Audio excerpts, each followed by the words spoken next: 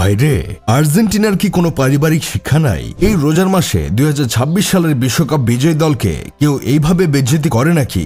হতে পারে রমজান মাসে তাদের বেজ্জতি হওয়ার অভ্যাস আছে, তাই বলে কি বেজ্জতি করতে হবে নাকি? আসলে হলুদিয়া পাখিদের রমজান মাসে ফুটবল খেলা বর্জন করা উচিত, কেননা এই রমজান মাসটাই তাদের জন্য একটা জমের মাস। এই রমজান মাস আসলেই তারা 7 আপ খেয়ে ইতিহাস করে, এখন আবার ডিমের হালি খেয়ে ইতিহাস করলো। হলুদিয়া পাখির সাপোর্টাররা রমজান মাসে ব্রাজিলের ম্যাচ না রাখার জন্য ফিফার কাছে একটা আবেদন করো, তা না হলে সামনের রমজান মাসে না জানি আবার কে বেজ্জতি করে চলে যাবে। উড়ন্ত বার্সেলোনায় উঠতে থাকা রাফিনহা কলম্বিয়ার সাথে একটা পেনাল্টিতে গোল করে। আর্জেন্টিনাকে গোনাই ধরতে চাইলেন না।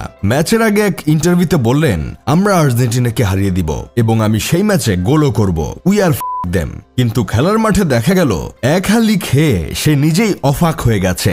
এই জন্য একবার তাহেরি হুজুর বলছিল, বেশি বেশি ফাল পারিস না, পালাইবার জায়গা পাবি না। আর আর্জেন্টিনা ম্যাচের আগে কোনো উত্তেজিত মন্তব্য করলেন না, প্রতিপক্ষকে সম্মান করলেন, কিন্তু মাঠে এই স্ল্যাং বক্তব্যের জবাব দিলেন। এজন্যই গুরুজনরা বলে, কথায় নয় কাজে পরিচয় দাও। আর আর্জেন্টিনা এই কাজেই পরিচয় দিয়ে আসছে। আরেকদিকে ডিজার্ভিং ব্যালন উইনার খেলোয়াড় কলম্বিয়ার সাথে গোল করার পর বলছিল, এখন আর ঘুম আসবে না, আর্জেন্টিনাকে হারিয়ে একেবারে ঘুমাবো। তবে এখন মনে হচ্ছে ভাইটি এখনো ঘুমাতে পারবে না, কারণ আর্জেন্টিনার সাথে এক হালি খেয়েছে, তাতে কি হয়েছে?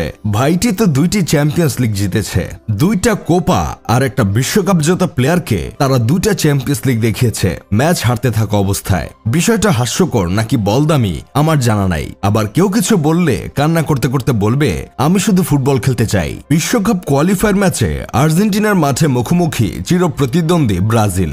মুখে যতটা চাপা মারছিলেন, মাঠে গিয়ে ততটাই হারিয়ে গেছিলেন ব্রাজিলের প্লেয়াররা। প্রথম 12 মিনিটেই আলভারেজো এনজো ফার্নান্দেজের থেকে হজম করে 2 গোল। 26 মিনিটে কুতি রোমেরোর ভুলে কুনহার গোলে ব্রাজিল করতে চায় কামব্যাক, কিন্তু 37 মিনিটে এনজোর অ্যাসিস্টে ম্যাক অ্যালিস্টারের গোলে ব্রাজিলের কামব্যাক আবার পরের তলানিতে। প্রথমার্ধ শেষে স্কালোনি 68 মিনিটে নামিয়ে দেন গুইলিয়ানো সিমিওনেকে। 71 মিনিটে তিনি অসাধারণ গোল করে বসেন।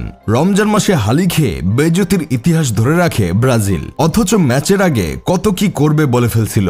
মেসি নাই, লাউতারো মার্টিনেজ নাই, পাউলো দিবালা নাই, এমন অভিজ্ঞ প্লেয়াররাই নাই। তাই যেভাবে হলুদিয়া পাখিদের ভরে দিছে আর্জেন্টিনার ছেলেরা, তারা থাকলে যে আসলে কি হতো সেটা তো একটু হলেও কল্পনা করতে পারছেন। এই অবস্থাতে আমার বন্ধু কেরামত বলতেছে, তোরা ট্রল করতে থাক, ব্রাজিল আরো ভয়ঙ্কর হয়ে ফিরে আসবে। ব্রাজিলের প্লেয়ারদেরও যেমন চাপা, তাদের ফ্যানদেরও তেমন চাপা। ছিড়তে পারে না মাঠে, ফাল পারে শুধু খাটে।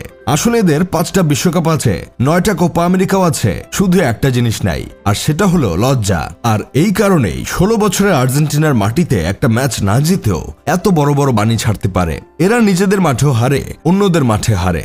লাস্ট 6 বছর হলো তো আর্জেন্টিনার সাথে কোনো ম্যাচে জিতে না, তারপরও চাপার জোর কমে না। যাই হোক, শেষমেশ আমি গোলাম হোসেন একটা কাজের কথা কই। আর্জেন্টিনার কোচ লিওনেল স্কালোনির কথা বলা শুরু করলে আসলে আজকে কথা শেষ হবে না। তিনি কোচ হিসেবে যেমন, একজন মানুষ হিসেবেও তেমন। রাফিনহার এমন বাজে মন্তব্যের পরেও তিনি বাজে কিছু বলে নাই। মেসি নেইমারের বন্ধুত্বের কথা স্মরণ করিয়ে দিয়েছেন, প্রতিপক্ষকে সম্মান করেছেন, এমি মার্টিনেজকে ব্রাজিলের প্লেয়ারদের কিছু বলতে নিষেধ করেছেন। হ্যাঁ, আসল পারিবারিক শিক্ষা এটাই।